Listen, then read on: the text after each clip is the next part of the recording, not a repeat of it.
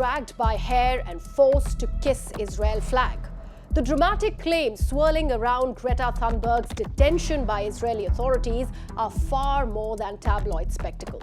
They bring into sharp relief the clash between symbolic activism and hard state power in one of the world's most fractious conflicts. The gravity of the allegations, hair dragging, forced posing with flags, deprivation, humiliation cannot be ignored, nor should Israel's categorical denials.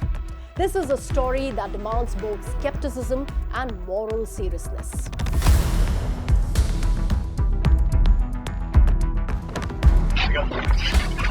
Since the interception of the global Sumun flotilla earlier this week, multiple participants and released detainees have made grave accusations.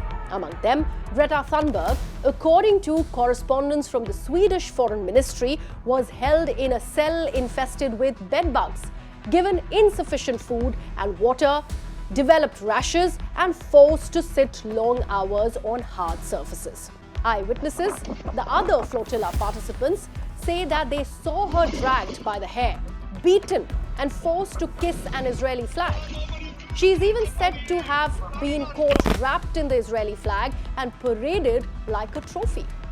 More broadly, detainees report being denied water, medication, legal access, and subjected to humiliating treatment, including being mocked, forced to kneel for hours, subjected to threats or intimidation with dogs and weapons. These are serious charges of systematic abuse, and because Greta is a prominent figure, they carry outsized symbolic weight.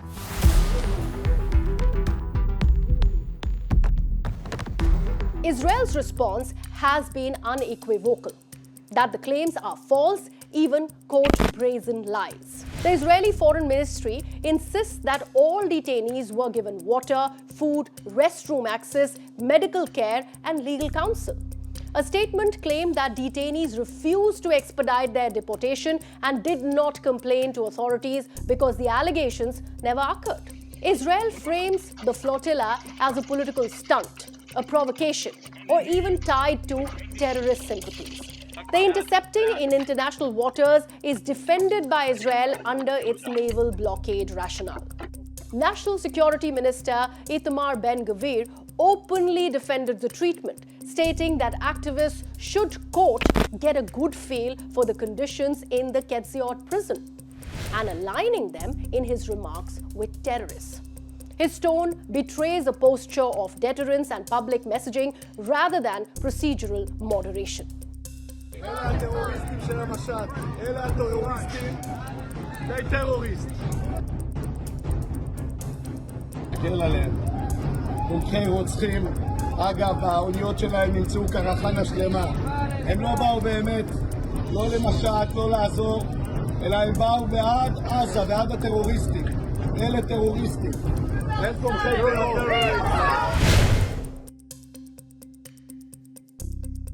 To assess the forces at play, one must look beyond this incident itself and situate it in the broader patterns of Israel's Gaza blockade, rights law, and activism.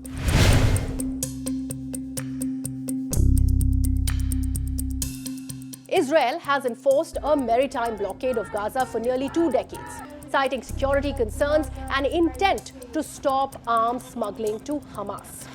The legitimacy of the blockade is contested under international law, especially when it intersects with humanitarian access. Flotilla missions, civilian ships attempting to deliver aid or challenge the blockade, have long been flashpoints.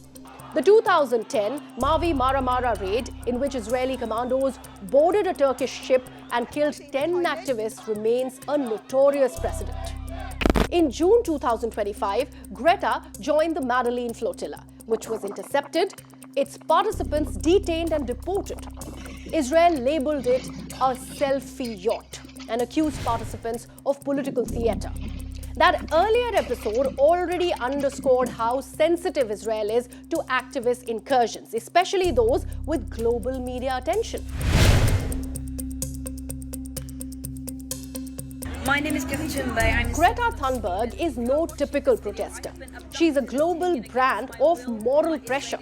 Her presence amplifies a confrontation that might otherwise remain remote. Even if certain procedural violations are proven, the optics for Israel are disastrous. The stakes are not just legal, but reputational.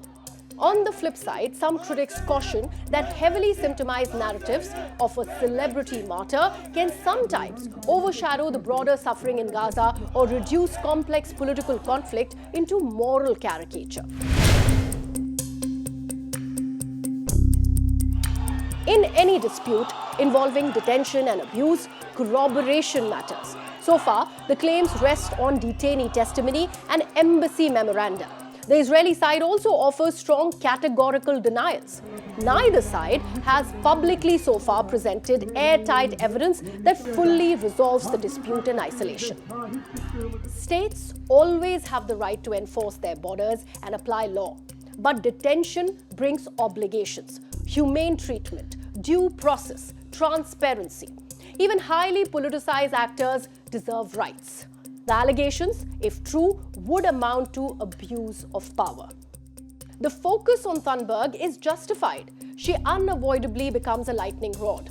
But the claims by other activists, denied water, medication, legal access, if substantiated, reflect systemic treatment of dissenters, not isolated spectacle. Israel's posture, refusing to allow flotillas, aggressive deterrence, harsh rhetoric, signals that even peaceful, media-friendly activism is being cast as existential threat.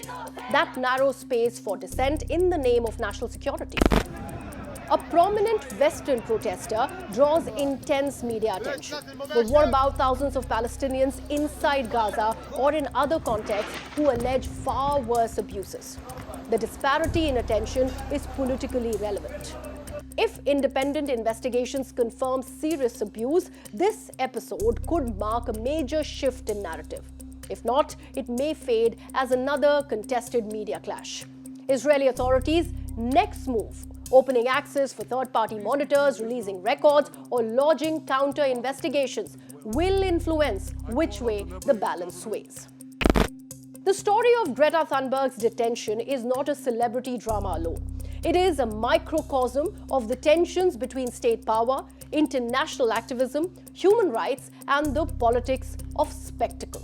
At stake is more than one activist's dignity. It's the integrity of legal norms in conflict zones and the signals governments send to critics.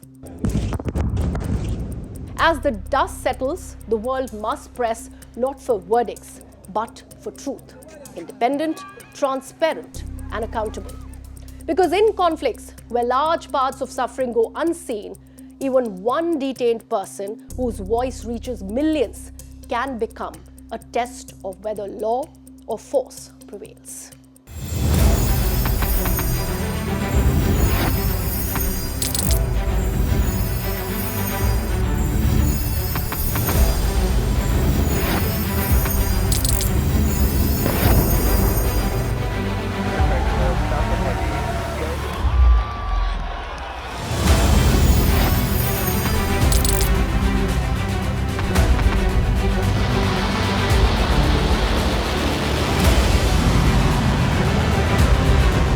Been fighting so long and so hard that they don't know what the they're doing.